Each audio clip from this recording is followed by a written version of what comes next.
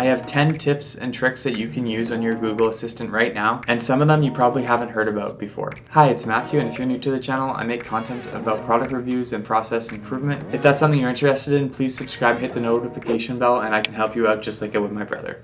Okay, so let's get into it. The first tip is you can set multiple timers on your Google Assistant. Hey, set a pizza timer for 5 minutes. Sure, a 5-minute timer called pizza, and we're starting now. Hey, set a 10-minute bread timer. Second timer, bread for 10 minutes, and we're starting now. So this is super handy that you can set multiple timers. You never have to worry about overriding one when you're setting a new timer. The next tip is you can find your phone by asking Google where your phone is. Hey, where's my phone? Sure, your phone should be ringing now. Super handy if you get it lost in your couch or if it's in your room and you forget that you left it there.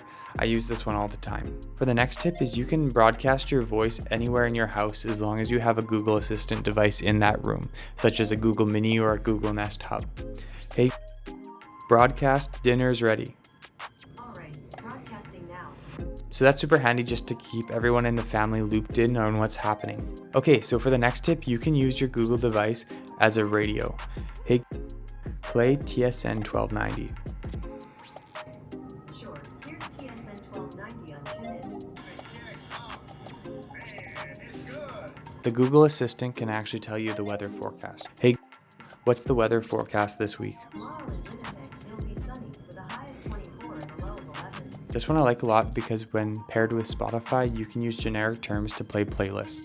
Hey, play a bedtime playlist. Sure, here's a Spotify playlist called Sleep. The cool thing about Google Assistant if you have Spotify is you can actually save the songs to your library if you find them interesting. Hey, save this song. Okay, I added this to your music. Another awesome tip is you can play podcasts from your Google Assistant.